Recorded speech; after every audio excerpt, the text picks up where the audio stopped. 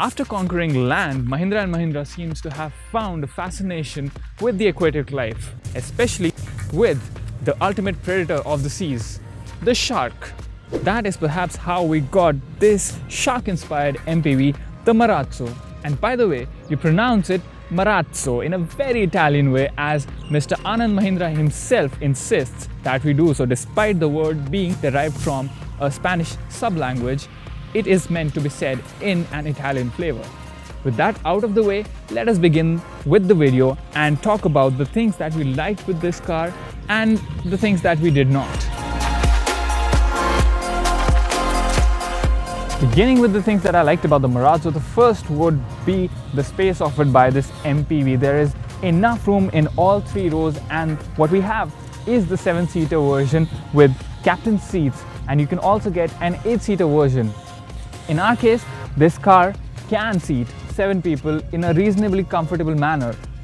Of course, the third row is still reserved for those with compact proportions, but still, the first and second rows provide loads of space for even 6 feet tall people like me.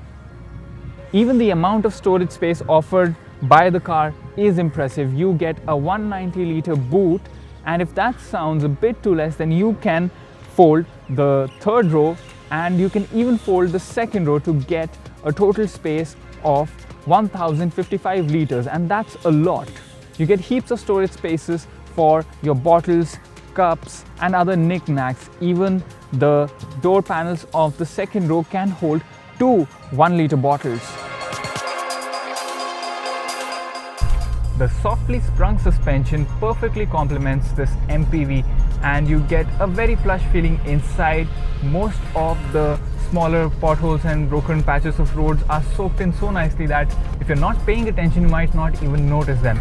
Even when you go over the bigger potholes and speed breakers, they are soaked in quite well.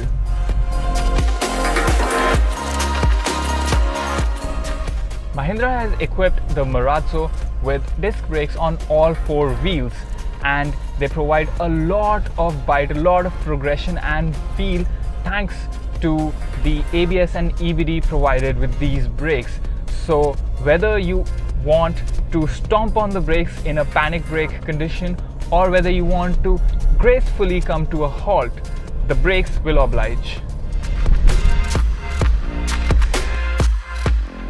Mahindra has worked on the NVH levels of the Marazzo, and it really shows, because when you are driving in the city and when you are at lower RPMs, there is very little noise seeping in from the alien world outside. And the speed, you have a lot of indicators for seat belts, for your engine check, for door ajar, and you have a small display, digital display that shows you various metrics like your trip meters, odometers, time and other things, and you can navigate through the menu easily using these nice buttons on the steering wheel. You have steering mounted controls and they have a nice tactile feel, and you can scroll through the various menus. It will show you a lot of information, and I really like that. The purple glow is also not too distracting. It's very subtle, and that I feel is a nice touch.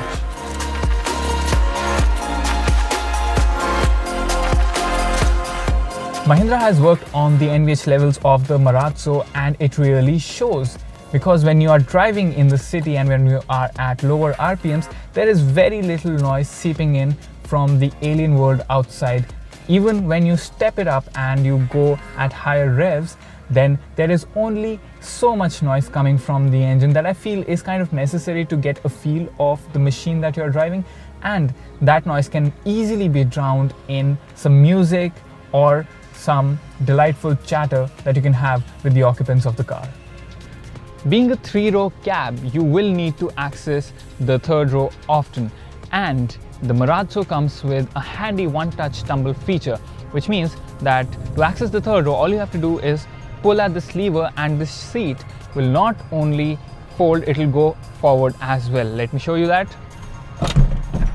And it's as simple as that, and then you can easily step inside and pull this back and have a good time in the third row.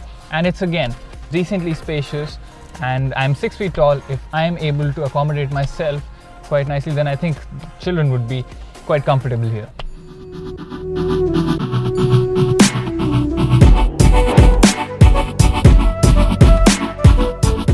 Talking of things that I did not like too much in the Marazzo, it would be that the engine on this is a bit laggy when it comes to power delivery.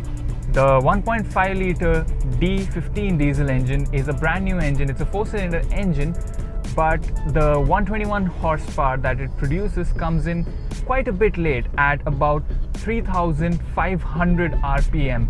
And when you're traveling in the city, you generally tend to be around the 2,000 RPM mark. Thankfully, the torque, the 300 Newton meters of torque does come in quite quick. It comes at 1500 and stays up till 2500 RPM. So that aids it.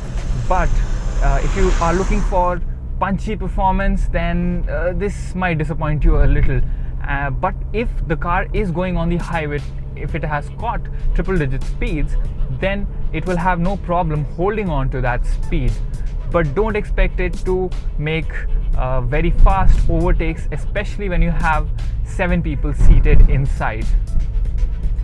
Thankfully though, the 6-speed transmission is a godsend, and it has very defined gears and you slot them quite easily. There's no clunky feeling in the gearbox whatsoever.